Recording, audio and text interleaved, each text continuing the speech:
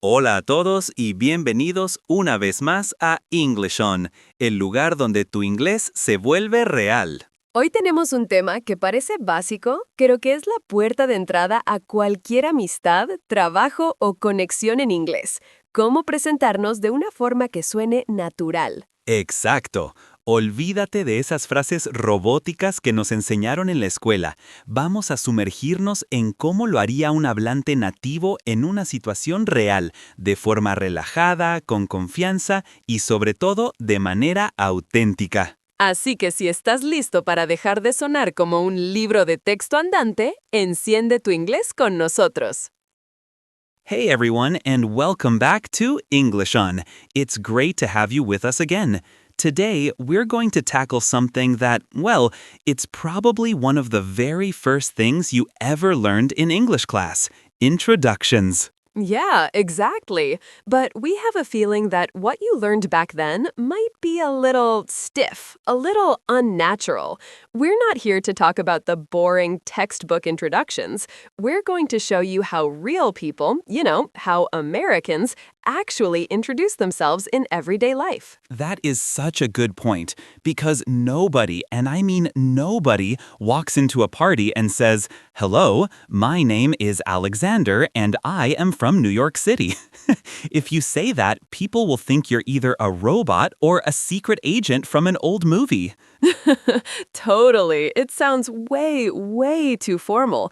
It's grammatically perfect, sure, but it's missing that human touch. So let's break it down and start with the absolute basics: how people really say their name. Right. So you're meeting someone new, maybe at a friend's barbecue or in a coffee shop. The key is to keep it simple and friendly. You just smile and say, "Hi, I'm Alex." Or, hey, I'm Sarah. That's literally it. There's no need for that extra phrase, my name is. It's short, it's confident, and it immediately feels warm and friendly. You know, the only time I would ever say "my name is" in a super formal situation, like maybe the first day of a very serious job interview, or if I'm a guest speaker at a conference. In 99% of other situations, it's just, "I'm Alex." And let's talk about the greeting itself. Americans almost always start with hey or hi. It's very rare to hear someone say good morning or good afternoon to a stranger they're meeting for the first time in a casual setting. Oh, that's so true. If you walk into a room and say, "Good afternoon, everyone," people will probably stop what they're doing and look at you like you're about to give a presentation. Totally. It just has a very formal teacher in front of the class kind of vibe. So just be relaxed. A simple hey is perfect. Okay, so let's paint a picture. Let's imagine a real situation. You're at a casual party, you don't know many people, and you see someone standing alone. You walk up to them. What's next? First, the nonverbal stuff. You make a little bit of eye contact, you have a relaxed, friendly smile, and then you say, hey, I'm Sarah. And the other person will almost certainly respond with something like, "Hey, I'm Alex. Nice to meet you." And you can reply, nice to meet you too. Simple, clean, and effective. That exchange right there is literally how probably 80% of introductions start in the US. Yeah, and you know what? Sometimes, especially with younger people or in super casual settings, people might even skip the "nice to meet you." They might just say, "Hey, what's up? I'm Alex." It's all about reading the energy of the room. That's a great point. It's all about a friendly, natural energy. Don't overthink the words. Focus on the vibe. Okay, so after you've exchanged names, what usually comes next? I'd say it's often about where you're from. Definitely. People are often curious about your background. So if someone asks, where are you from? You have a few simple options. You can say, I'm from Mexico, or I'm from Japan. And you can be more specific, of course. "I'm from Rome," or "I'm from a small town near Munich." And you know, a really common and natural sounding structure is for people who have moved. Oh, yeah, that's a big one. You can say something like, I'm originally from Spain, but I live in Chicago now. That's a fantastic formula because it gives the other person two different things to ask about. They could ask you about Spain, or they could ask you about living in Chicago. I use that structure all the time. Me too. And remember, a conversation is a two-way street. If they ask you where you're from, it's polite and natural to return the question after you answer. Like, I'm from Argentina. What about you? Or how about you? Exactly. You have to show you're interested in them too. It's not an interrogation where you just answer questions. Okay, so we've covered name and origin. What's the next piece of the puzzle? In the US, it's very, very common to ask about your job. Oh, for sure. The question, so, what do you do, is something you'll hear within the first 5 minutes of meeting someone. It's a huge part of American culture. And the answer is simple. You can just say, I'm a teacher, I'm a graphic designer, or I'm a student. Just a quick grammar reminder here, because it's important for sounding natural. Don't forget to use a or an. It's I'm a doctor, but I'm an engineer. A small detail, but it makes a big difference. Good call. And if you want to give a little more information, you can say where you work. For example, I work at a tech company, or I work in marketing.